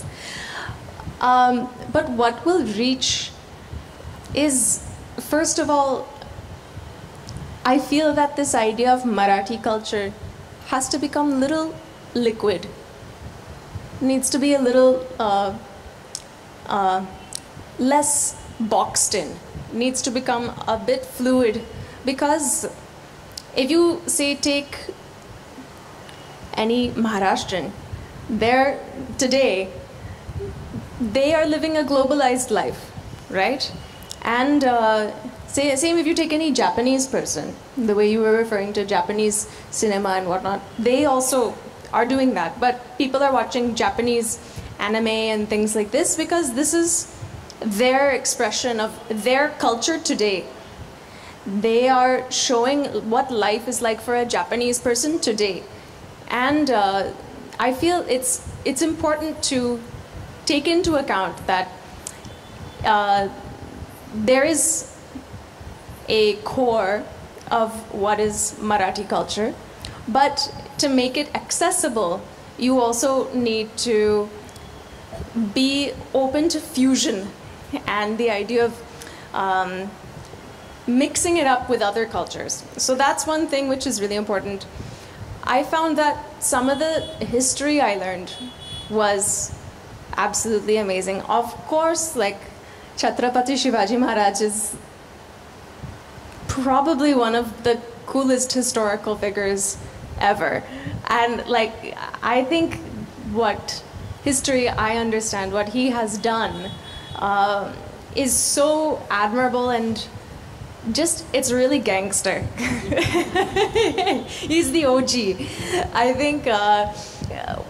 But what I always thought was interesting and what inspired me to work on that film with you is that period is also so much more than the palaces and the forts. And I was really curious to work on it with you because I thought this is a story about a warrior who wants to, he goes to fight in the war against the Nizams, but he's not a real person, he's not a hero. And what was that life like in those times? I find that really fascinating. I want to dig into what was the culture of Maharashtra back then, not just one person and their court, but what was the overall, what would it have been like if I was born in Maharashtra at that time? What life would I live? I find those things extremely fascinating personally. And हां, म्हणजे माझ्या मताने जेव्हा पोर्तुगीज लोक इकडे आले तर त्यांनी बरोबर साबुदाणाही आणला आणि आज आपण आषाढीला खात होतो. तर तसं आपलं म्हणजे ते त्याच्या आपण बरोबर काय घेऊन जातो आणि तिथल्या लोकांना त्या किती प्रभावित करतो त्यांनी, तर तेही झालं पाहिजे. बरोबर. Yeah, and I think many times I, as an outsider, have a lot of people explain Marathi culture to me, and I feel like a lot of people do it a discredit when explaining to outsiders that Maharashtrian audiences are like this. They don't understand. Like I am not saying this. Somebody has told me Marathi audiences don't understand money, so don't make it look fancy. हां, आम्ही एक show करत असताना आम्हाला feedback असा होता की तुम्ही खूप जास्त जरा ह्याच्यात ना आईट जास्त दाखवतायत. मराठी माणसाला कुठे एवढी श्रीमंती कळते, आता तुम्ही त्याला दाखवलीच नाही तर कशी कळणार. Yeah, oh, this is very classy content. It needs to be massy. You need masala. You need all of these things. That now with the digital space, every story can find its audience. There is no Marathi audience. There is a Marathi speakers, but the audience is not one homogeneous group of people who all like the same thing. So I think that's another really important thing to understand. And one important thing is, making it global. Yes, Maharashtrians abroad, they do bring their culture. Nikunj Lotia, BU Nick, he has started a vada pav truck in San Francisco. भारतातला one of the top YouTubers आहे. एक अभिमानाची गोष्ट अशी की भारतीय यूट्यूबवरचे जे कोणी सगळ्यात मोठी नावं आहेत, आणि आम्ही नाही आहोत त्याच्यामध्ये जी मोठी नावं आहेत त्यात, पण जी खरी खरी मोठी नावं आहेत त्यातले 4 टॉपची लोकं ही मराठी आहेत. आणि हे लोकांना माहीत नाही. ते हिंदी, इंग्लिश, मराठी सगळ्या भाषांमध्ये काम करतात. त्यामध्ये एक निकुंज लोटिया म्हणून डोंबिवलीचा मुलगा आहे. त्यानंतर प्राजक्ता कोळी ठाण्याची आहे. त्याच्याबरोबर जो भुवन बाम आहे दिल्लीचा, तो ॲक्च्युली मूळचा मराठी आहे, बिहारी मराठी आहे. हे स्ट्रेंज कॉम्बिनेशन आहे.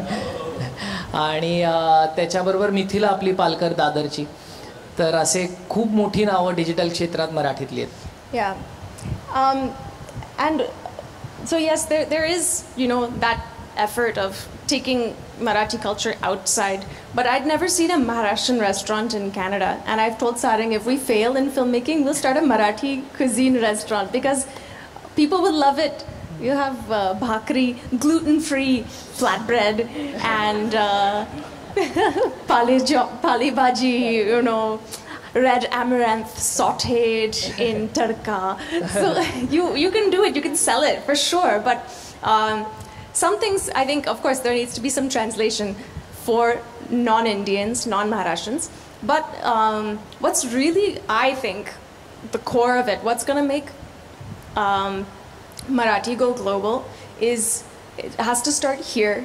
It cannot start abroad. It's not a matter of taking what we have and spreading it around. We have to build up what we have here to a point where you get that reverse migration, where Maharashtrians want to leave the US and come back here because there's so much going on and they don't want to miss out on it. And that's going to happen with investment. That's going to happen if people invest in the culture, like what's happened in Korea. That is something that's going to happen. If people there's many Maharashtrian people who are so talented and they're out there making stuff in Hindi, making stuff in English. Why? Because there's a bigger market for them in that language, not just because of number of people who speak that language, but because of the money that's available there. And I really think we live in a capitalist society. You can say you do something for the love of it, but ultimately, if you really are passionate and you have the means, then you need to invest your money into it as well. I think that's extremely important. Okay. So my question. So we were doing research for a film last 2 years, and it was a historical film, And our researcher, she was going around rural Maharashtra and trying to find stories about one historical event. कुंडलच्या क्रांतीबद्दल आम्ही अभ्यास करत होतो. जी नाना पाटलांची कुंडलची क्रांती आपण म्हणतो पत्री सरकार, त्याच्याबद्दल अभ्यास करत होतो. So I was surprised when she came back with about 20 books which were written only in Devanagari. If you open it, you could not see copyright information, publisher information, nothing like that was available. It was not printed or written at a time where there was organized, printing press and whatnot.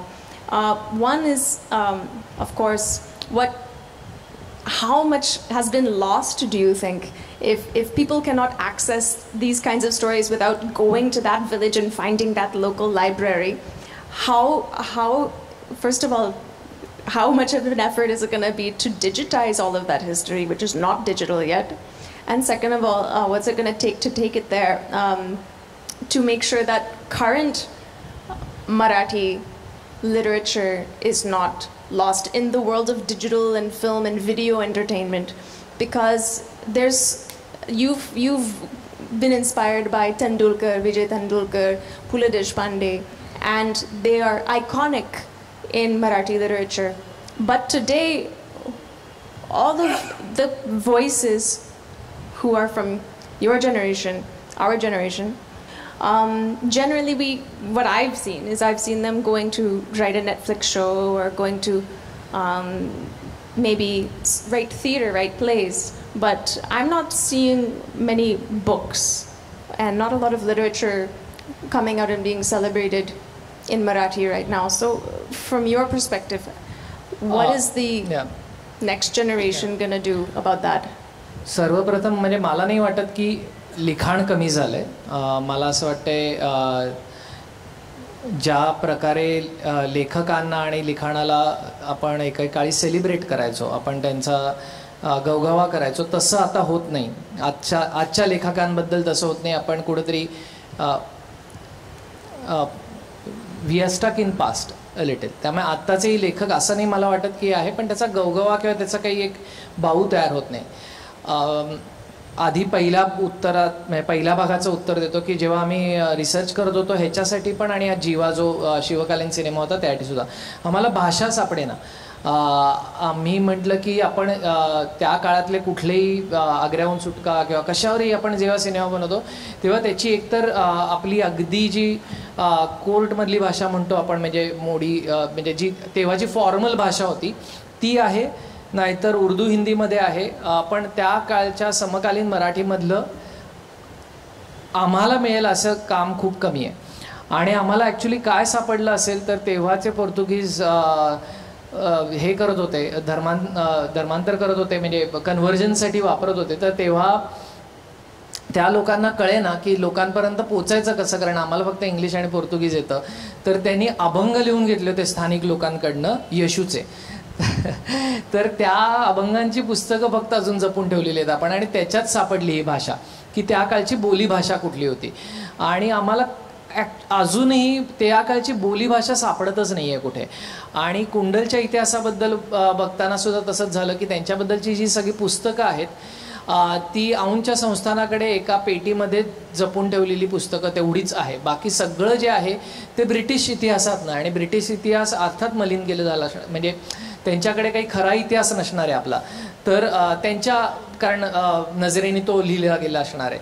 तर तो इतिहासातलं ते सापडणंच शक्य नाही आहे. तर हे अगदी मान्य आहे की डॉक्युमेंटेशन झालेलं नाही आहे. मराठी इतिहासाचं, मराठी संस्कृतीचं जसं व्हावं तसं डॉक्युमेंटेशन झालं नाही आहे. कदाचित स्वातंत्र्यानंतर ते 90पर्यंत वगैरे चांगलं डॉक्युमेंटेशन आहे. या काळातलं काही शोधायचं असेल तर लगेच सापडतं. पण एकदा का आपण डिजिटलमध्ये म्हणजे डिजिटल युगात प्रवेश केला तेव्हा नंतरचं सुद्धा देर इज नो डॉक्युमेंटेशन. माझ्या मताने टेक्नॉलॉजीचा वापर हे अत्यंत गरजेचं आहे. मॅक्झिमम चांगले लेखक आणि जे काही कवी आहेत ते आजकाल फेसबुकवर लिहितात, म्हणजे ते तिथे लिहितात. पण तो लोकांना हे लक्षात येत नाही की फेसबुक आणि इंस्टाग्रामवर जे काही आपण पोस्टा टाकतोय त्या तिथे अजन्म नाही राहणार आहेत. आत्ता मागच्या वर्षी आपल्याकडे एक प्लॅटफॉर्म टिकटॉक बॅन झाला, तसा उद्या जर का फेसबुक बॅन झाला, मध्ये ट्विटर बॅन करायचं चाललं, तर हे सगळं लिहिलेलं जे सगळं आहे फेसबुक आणि ह्याच्यावर, ते एका क्षणात उडून जाणार आहे. आपल्याला वाटतं हे तिथे अजन्म असणार आहे, पण NFT नावाचा एक प्रकार आहे, जी माझी जनरेशन आहे त्या सगळ्यांना माहिती आहे. आय एम शुअर बाकीच्यांनी नाव ऐकलं असेल. तर मला असं वाटतं की मराठी आत्ताचं जे सगळं साहित्य आहे त्याच्या NFTs आपण मराठी लोकांनी बनवून ठेवल्या पाहिजेत. नॉन फजेबल टोकन असं आपण म्हणतो, म्हणजे ते इंटरनेटवर कायमस्वरूपी राहणारी गोष्ट आहे. तर तशी ती कायमस्वरूपी टिकून राहील. I think these new writers should, whether it be their scripts, त्यांच्या गोष्टी, कविता, जे काय आहे ते NFT फॉर्मॅटमध्ये जतन करणं म्हणजे आत्तापासून सुरू केलं पाहिजे, तर ते टिकून राहील पुढे जाऊन या युगात. आता पुढचा प्रश्न पॉलाला, हा शेवटचा प्रश्न आहे माझ्याकडनं. पॉला, तू 18 वर्षाची असताना जपानला गेली होतीस. असं काय होतं की 18व्या वर्षी आपण पैसे साठवून, पॉलाची पहिली जी आपल्याकडे ही पद्धत नाही की ह्या वयात आपण पैसे साठवून कुठेतरी जातो सोलो ट्रिपला. पॉला जेव्हा 18 वर्षाची होती तेव्हा तिने लाईफगार्ड म्हणून काम केलं 1 वर्ष एका स्विमिंग पूलवर. त्या लाईफगार्डचे पैसे गोळा करून तिने एक पैसे साठवले आणि 18व्या वर्षी जपानला एकटीने जायचं ठरवलं. तर जपानी कल्चरमध्ये किंवा जपान ह्या देशामध्ये तुला असं काय दिसलं की ज्याने तुला जपानला जावंसं वाटलं? आणि मग जर का तसं महाराष्ट्राला आपलं काहीतरी मांडायचं असेल जगापुढे की ज्याने लोक आकर्षित होतील आणि महाराष्ट्र बघायला येतील, तर ते काय असेल? So I think that this is a really interesting question, because when you talked about what was it that made me want to go, the seed of it, of course, I loved Japanese food, I loved sushi, but I was introduced to anime when I was about 14-15 years old with a film called Spirited Away, which is made by a studio called Studio Ghibli. Studio Ghibli basically invented anime in Japan. They took animation and they made such beautiful, amazing, fantastical stories and films. Futuristic or historical, and they made them in Japanese. They made them with such care and quality that this new style of animation went global because the storytelling was so beautiful and the visuals were just stunning, stuff that you can't shoot with a camera because it doesn't exist. And that took me down a rabbit hole of Japanese content. I started reading about Japanese history, learning about the samurais and geishas and all of that history, plus then that translated into contemporary, you know, what is it, that cool kawaii culture and everything that's happening today. Why is Tokyo such a crazy cool city to visit? And it was just that one studio, Studio Ghibli, which made something so outstanding consistently, and they're still making films today that I probably can credit my interest in Japan, but not just mine, the trickle down effect, because there's so many animation studios now who do anime, who do Japanese. I mean, it's a crazy, crazy huge industry now.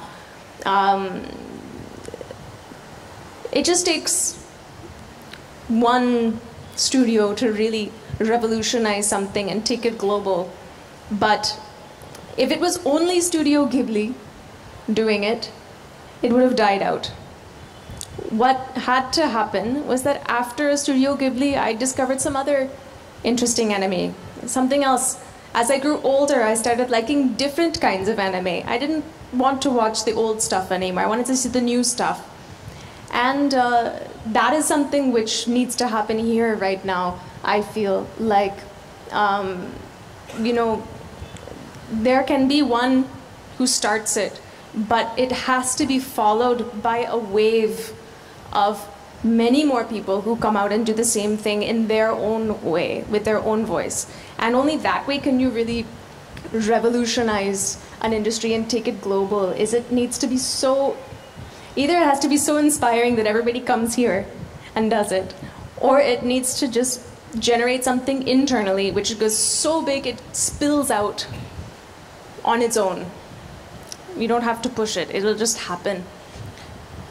ज्यांना माहीत नाही त्यांना फक्त सांगतो, anime हा ॲनिमेशनमधला एक वेगळा art form आहे आणि जो जपानमध्येच म्हणजे पहिल्यांदा सुरू झाला. आता तो जगभरात वापरला जातो, पण त्याची ॲस्थेटिक्स किंवा त्याचे जे चित्र काढायची पद्धती ती एक अगदी वैशिष्ट्य आहे त्याचं, जे दुसऱ्या कुठल्याही ॲनिमेशन सिनेमात तुम्हाला दिसणार नाही. आणि त्या एका स्टुडिओनी एक अख्खं कल्चर उभं केलं. त्याच्यामुळे जपानला पुन्हा लोक जायला लागले. पूर्वी टेक्नॉलॉजीसाठी जायचे, आता त्या कल्चरसाठी जायला लागतात. तर तसं आपण जर का महाराष्ट्रातलं कुठलं तरी एक काहीतरी दुवा पकडला की हे इतकं मराठी आहे पण तरीसुद्धा ह्याला काहीतरी एक जागतिक स्थान आहे आणि त्याला आपण मोठं करायचा प्रयत्न केला, मला असं वाटतं त्याचा एक खूप खूप खूप मोठा भाग हा लिखाण आहे. आपल्याकडे लेखन संस्कृती अद्भुत आहे. मराठी गोष्टी म्हणजे पॉलानी हे चालू करायचं कारण असं होतं की तिला ती पुरुषोत्तम करंडक बघायला गेली होती पुण्यामध्ये आणि तिला विश्वास बसे ना की 45 एकांकिका होत्या आणि 45 नवीन लेखक दरवर्षी काहीतरी नवीन लिहित आहेत. हे कुठेच घडत नाही, हे एवढे लेखक कुठेच नसतात. तर लिखाण हे महाराष्ट्रातली एक अत्यंत महत्त्वाची संस्कृती आहे आणि ते जर का आपण जगापर्यंत पोचू शकलो कुठल्याही मार्गाने तर कदाचित मराठी ग्लोबल व्हायला सुरुवात होईल. आता अगदी एक 10-12 मिनटं उरलेत. जर कोणाला काही प्रश्न असतील तर आम्हाला घ्यायला आवडतील. तुम्ही प्रेक्षकांमध्ये कोणालाही काही प्रश्न असतील तर. हां येस, कोणाला विचारायचे आहेत? कोणाला असेल तर प्लीज पुढे येऊन प्रश्न विचारा. एकतर आम्ही सगळ्यांना निरुत्तरित केलंय किंवा इतका कंटाळा आलाय की आता ताबडतोब निघावं असं वाटतं.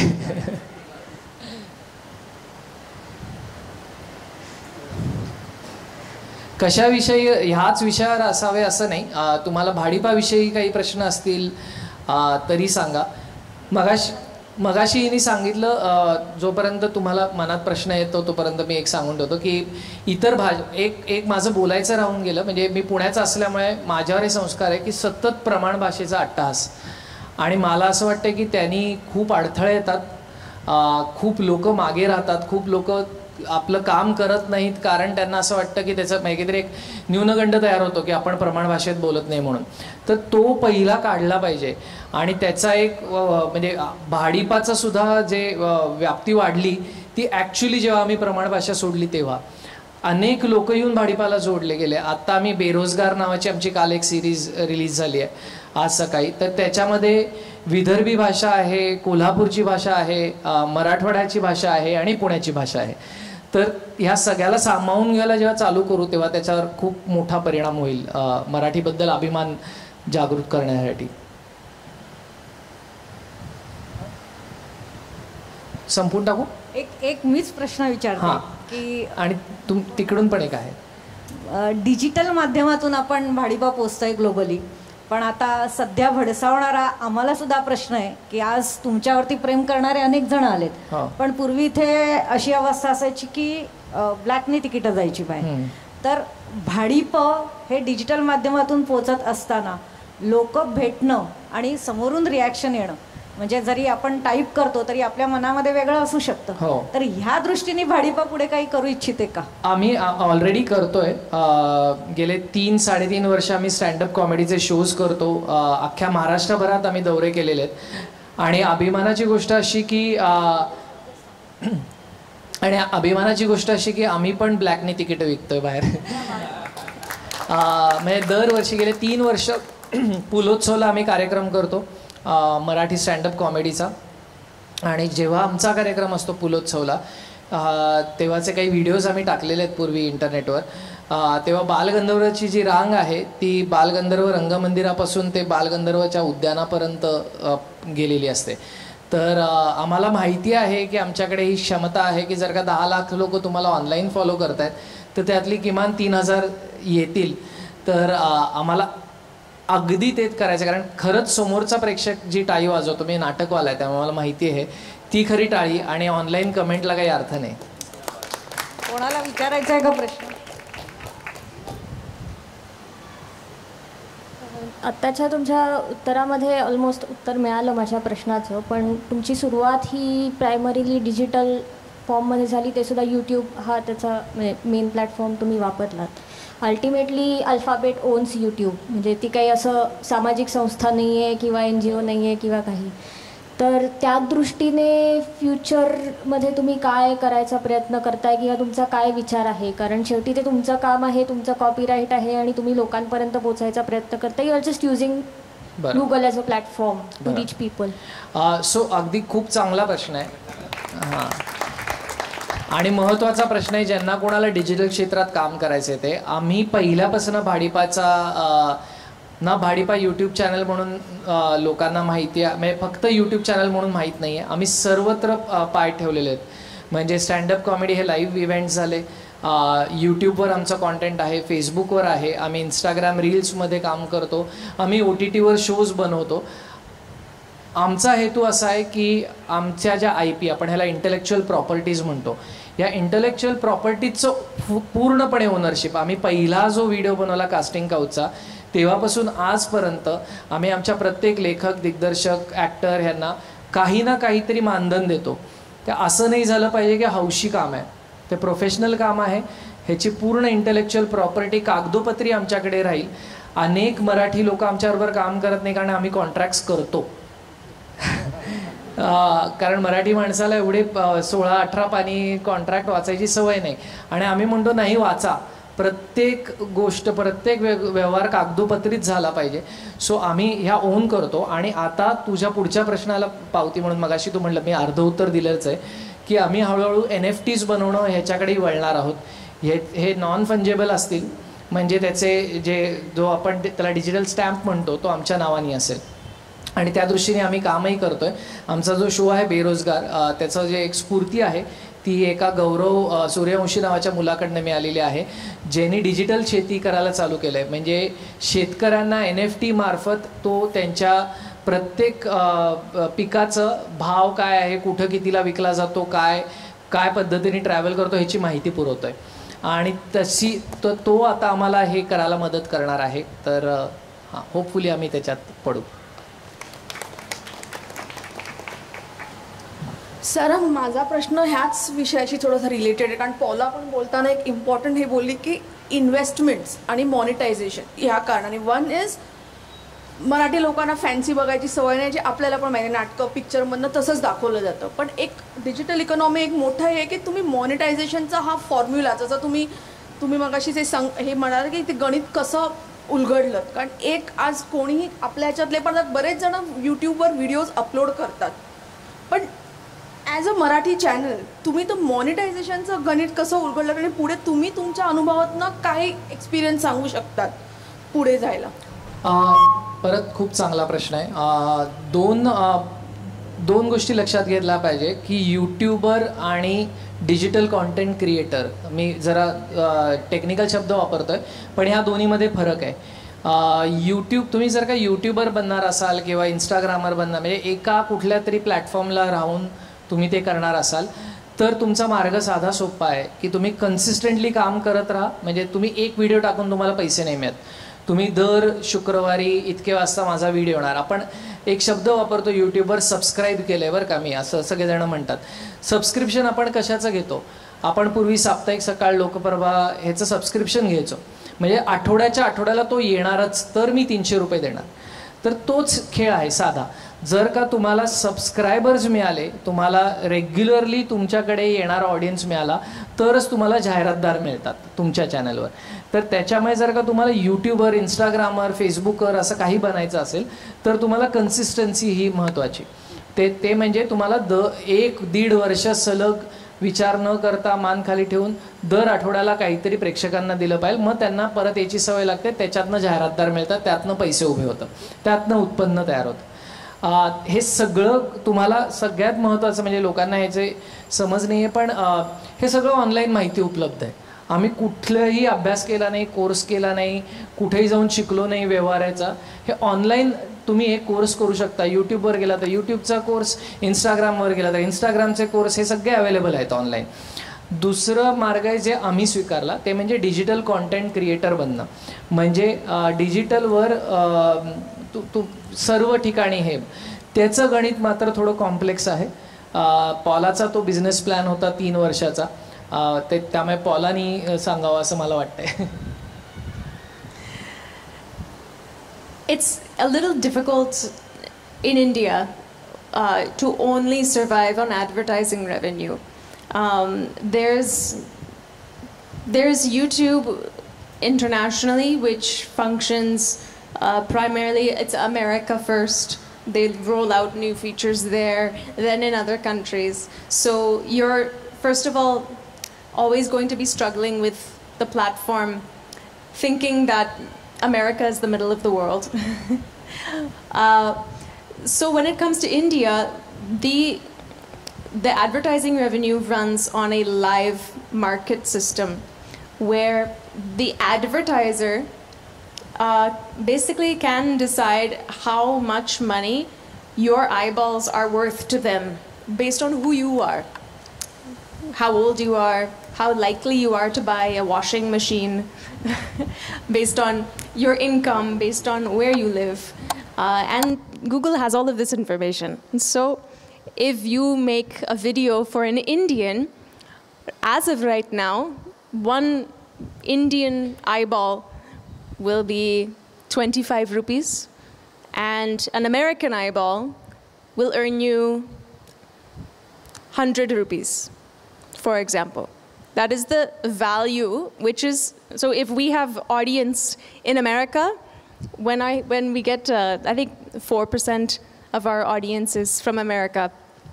We love it when they watch because we get more money. For less views, we get more money. But most of our audience is in India, 90% is here. So we have to understand that if we want to make videos with a good budget and we want to have an office and we want to pay 30 people salaries, we need to understand the larger system.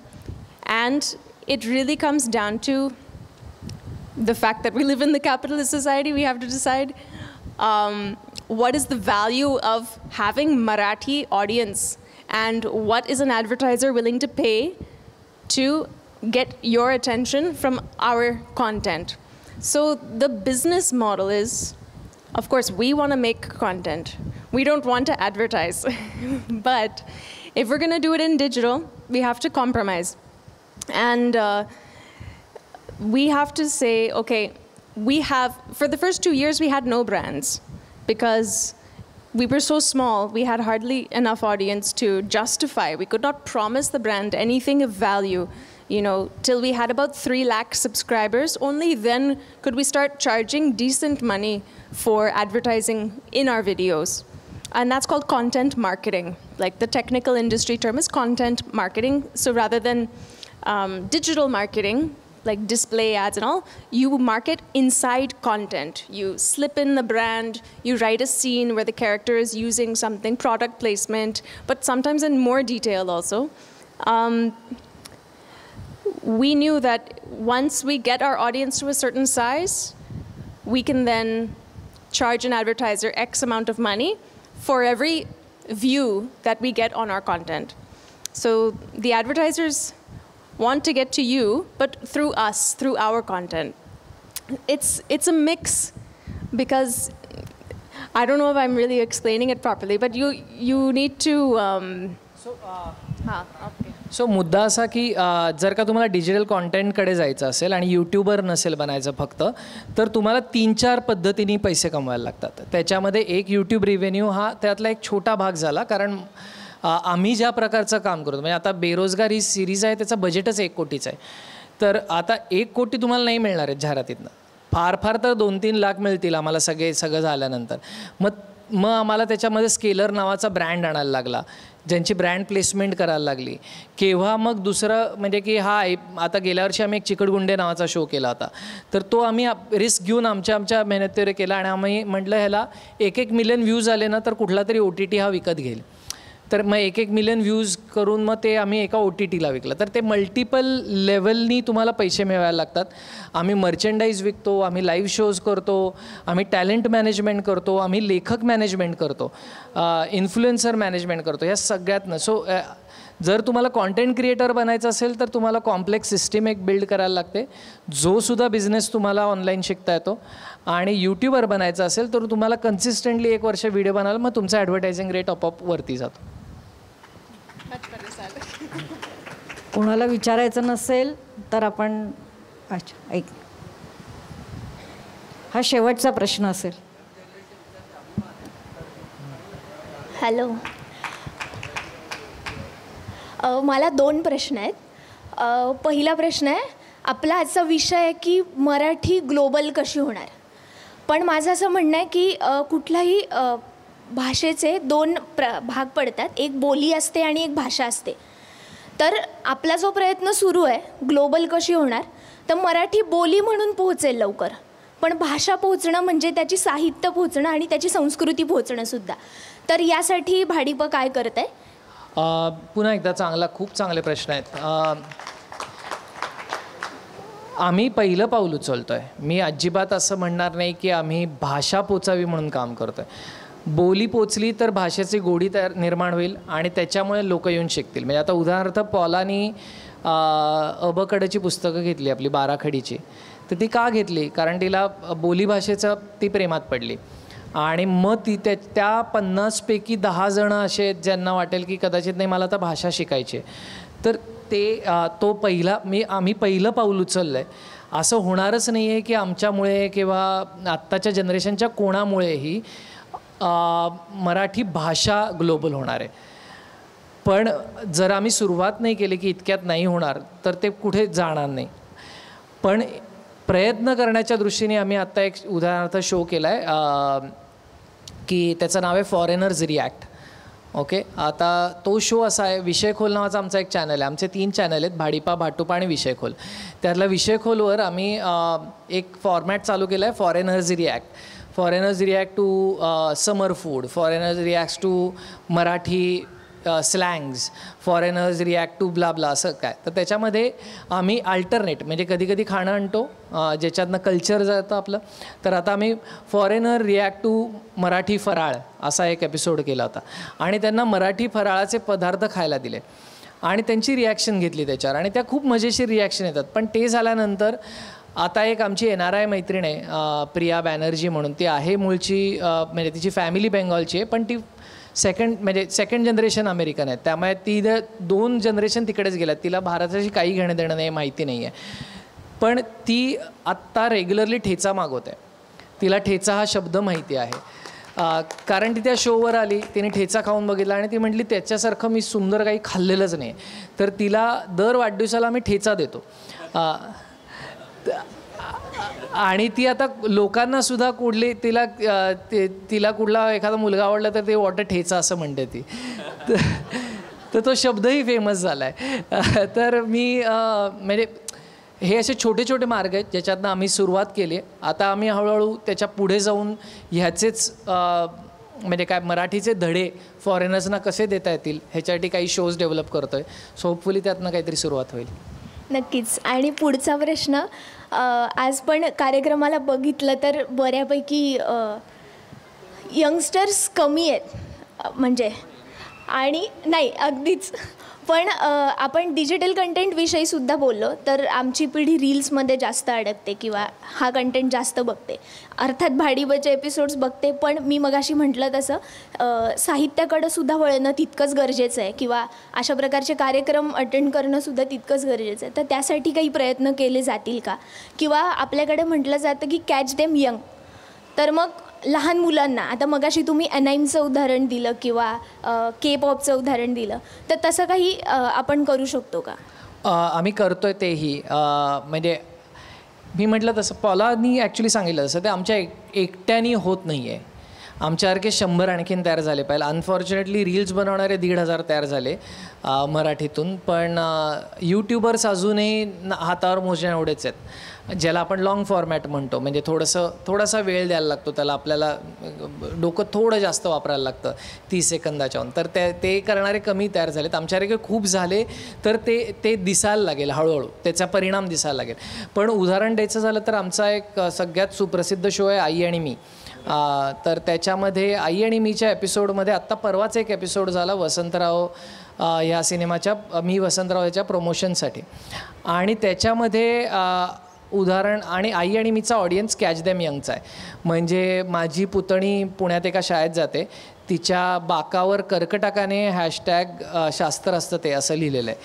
तर हे miss manners बघणारा audience सगळा लहान आहे किंवा तर तो audience आम्ही मिळवलेला आहे. आणि आता त्यांच्यापर्यंत कसं मग आम्ही मराठी संस्कृती सतत पोचवत राहू ह्याचा आम्ही विचार करत. जसं आम्ही आई मी आणि गेम ऑफ थ्रोन्स केलं आहे तसंच आई मी आणि काय वसंतराव पण केलेलं आहे, की ज्याच्यामध्ये त्या मुलांना, कारण इन्फ्लुअन्स होतात. आणि जुईला बघून खूप लहान मुलं इन्फ्लुअन्स होतात. खूप सारी लहान मुलं घरी आईला म्हणतात माझ्याशी नीट बोलायचं म्हणून. तर तो इन्फ्लुअन्स चांगल्याही पद्धतीने वापरता येतो. म्हणून आम्ही त्या वसंतराववाल्या एपिसोडमध्ये असं केलं होतं की आईला अचानक जुन्या कॅसेट सापडतात आणि असं दाखवायचं वाटतं की आई त्याच्यात अडकते, मुलांना त्याचा नाद लागतो आणि ते फक्त क्लासिकल मराठी संगीतच ऐकत बसतात. इतका कंटाळा येतो आईला की ती आई हिसकावून घेते त्यांच्याकडनं. तर अशा काही मार्गाने आपण म्हणजे बाळकडू देतो आपण म्हणतो की त्यात म्हणजे मधही घालायचं थोडंसं, तर थोडंसं मध घालून आम्ही औषधं द्यायचा प्रयत्न करतो आहे. काही त्यातनं तयार झालं तर उत्तम, पण त्यासाठी आम्हाला साथ लागेल. आणखीन किमान 100 चॅनल तयार झाले पाहिजे आमच्यासारखे, तरच त्याचं काहीतरी होऊ शकतं. थँक्यू.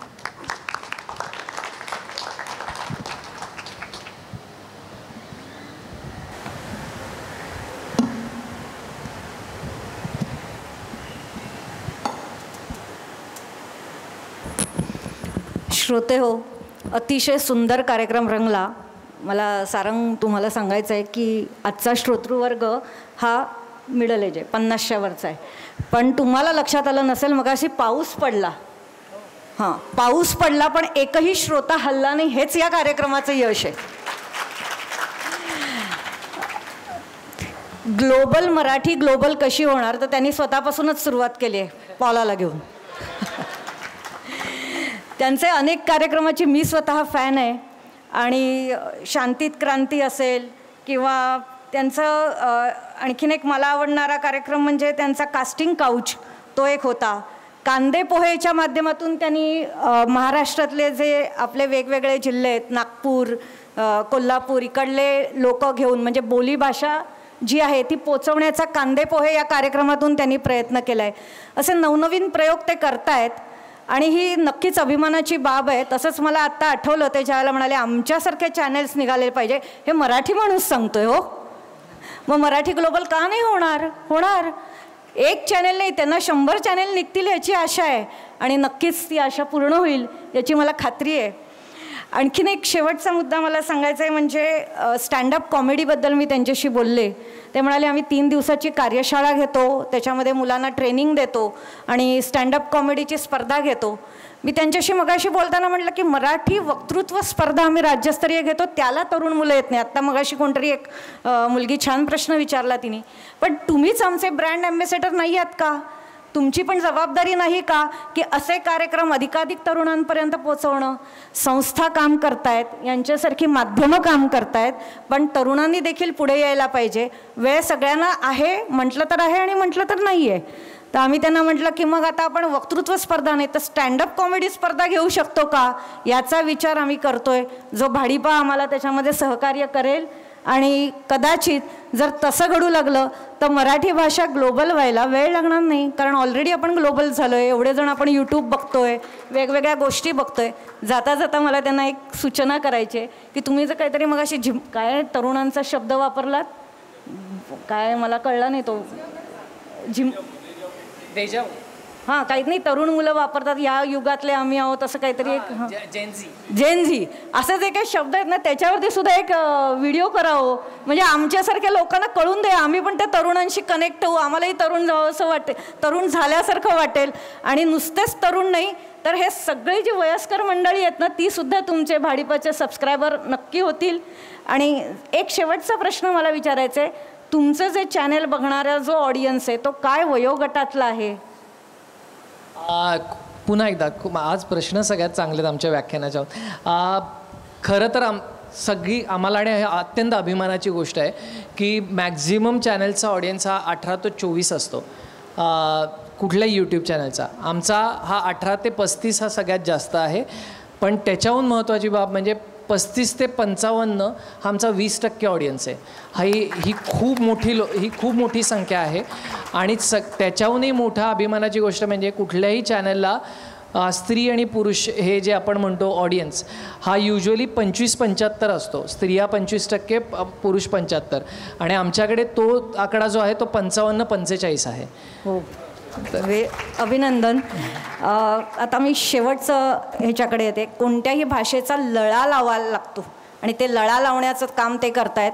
श्रोतेहो, मला सांगायला आवडेल की आत्ताच्या काळातले हे पु ल देशपांडे, कारण भाषा सोपी करणं हे खूप कठीण असतं. अलंकारिक बोलणं त्या मनाने सोपं असतं, पण सोपी भाषा करून तरुणांपर्यंत पोचवणं, मग ती कोणत्याही माध्यमातली का असे ना, संभाषण महत्त्वाचं आहे.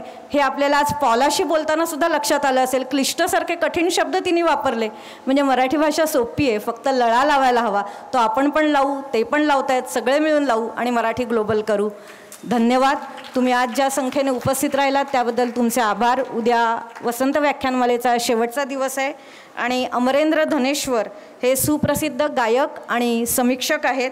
लता दीदींची रागदारी, लता मंगेशकरांच्या गाण्यांमधील रागदारी संबंधी ते विवेचन करणार आहेत. तेव्हा अशाच मोठ्या संख्येने उपस्थित राहा. आणि तुम्हा दोघांचे खूप खूप आभार. आमच्या 75व्या वर्षी मराठी ग्लोबल करायला निघालेले आम्ही सहप्रवासी आहोत आपल्याबरोबरचे, आणि 100 येईल त्यावेळेला सुद्धा तुम्ही इथे असाल आणि त्यावेळेला मराठी ग्लोबल झालेलीच असेल. नव्हे, मराठी हीच कदाचित मेन भाषा झालेली असेल, इंग्रजीपेक्षाही वर, असा मला विश्वास वाटतो. धन्यवाद.